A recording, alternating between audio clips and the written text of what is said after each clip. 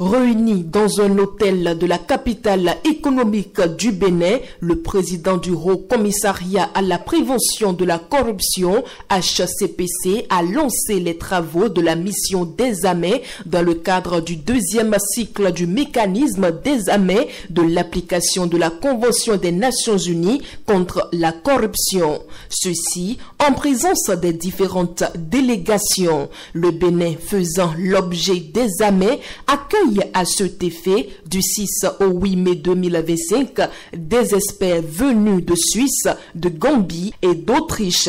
En lançant les travaux, la première autorité de l'institution de lutte contre la corruption au Bénin, Jacques Migan, a souligné l'objectif de la mission.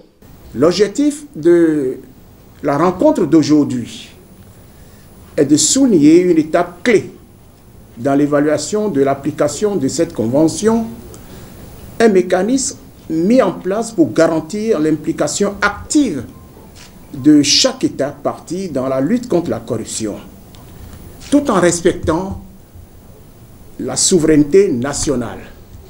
Ce processus ne doit en aucun cas être perçu comme un outil d'ingérence dans les affaires internes des États. Bien au contraire, il vise à favoriser le partage de bonnes pratiques et à encourager une coopération internationale plus étroite.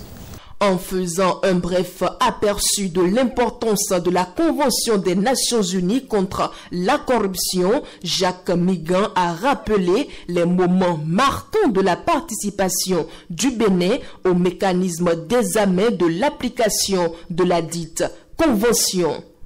Dès juin 2010, le Bénin a été tiré au sort pour être examiné par la Finlande et le Zimbabwe. Ce premier cycle a constitué le point de départ d'un processus d'évaluation hautement participatif impliquant non seulement l'État, mais aussi le secteur privé, la société civile et les médias. Cette démarche a été accompagnée d'une forte volonté politique, notamment celle du chef de l'État qui a facilité l'adoption de la loi contre la corruption, quelques mois avant, bien entendu, le début officiel du processus.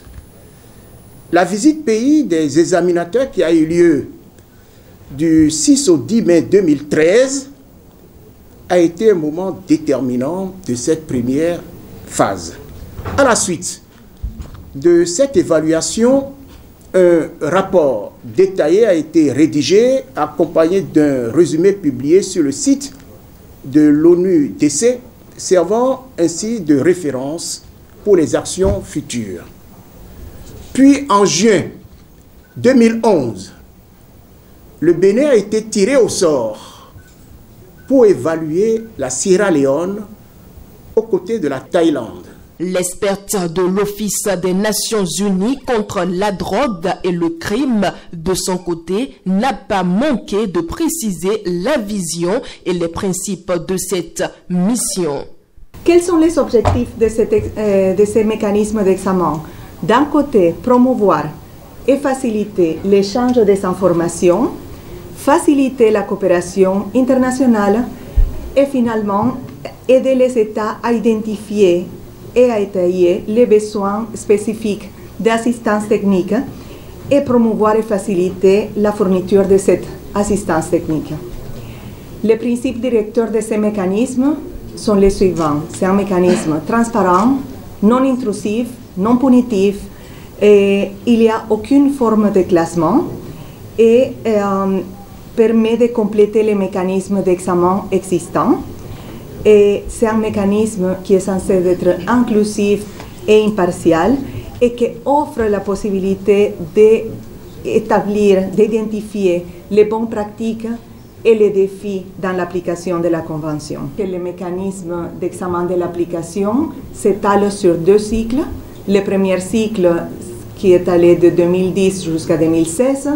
Le processus du mécanisme d'examen de l'application de la Convention des Nations Unies contre la corruption auquel le Bénin est soumis est placé sous l'égide de l'Office des Nations Unies contre la drogue et le crime. En s'y soumettant, le Bénin renouvelle son implication dans la lutte contre le fléau mondial qu'est la corruption.